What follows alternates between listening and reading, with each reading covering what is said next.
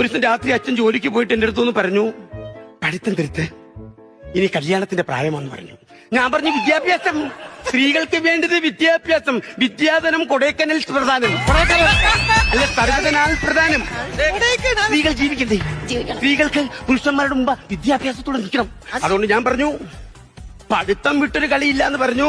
പിറ്റേന്ന് രാവിലെ തന്നെ കല്യാണം ഉറപ്പിച്ചു. അപ്പൊ പിന്നെ പഠിത്തം തുടർന്നില്ലയോ? അല്ല, ഞാൻ രാത്രി പഠിച്ചോണ്ടിരുന്നപ്പോൾ അച്ഛൻ വന്ന് പറഞ്ഞത്. അപ്പം തന്നെ ഞാൻ പുസ്തകം അങ്ങ് മടക്കി. എന്നിട്ട് എന്റെ കല്യാണം അങ്ങ് നടന്നു.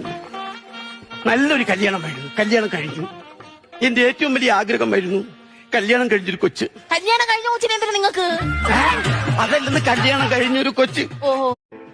ഒരു ദിവസം രാത്രി അച്ഛൻ ജോലിക്ക് പോയിട്ട് എന്റെ അടുത്തൊന്ന് പറഞ്ഞു, പഠിത്തം തിരുത്ത്, ഇനി കല്യാണത്തിന്റെ പ്രായമാണെന്ന് പറഞ്ഞു.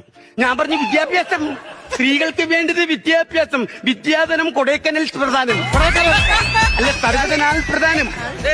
സ്ത്രീകൾ ജീവിക്കണ്ടേ? സ്ത്രീകൾക്ക് പുരുഷന്മാരുടെ മുമ്പ് വിദ്യാഭ്യാസത്തോടെ നിൽക്കണം.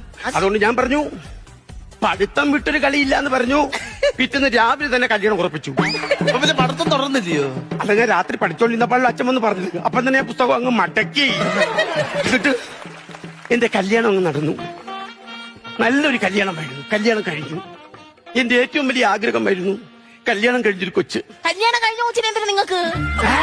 അതല്ലെന്ന്, കല്യാണം കഴിഞ്ഞൊരു കൊച്ച്. ഓഹോ.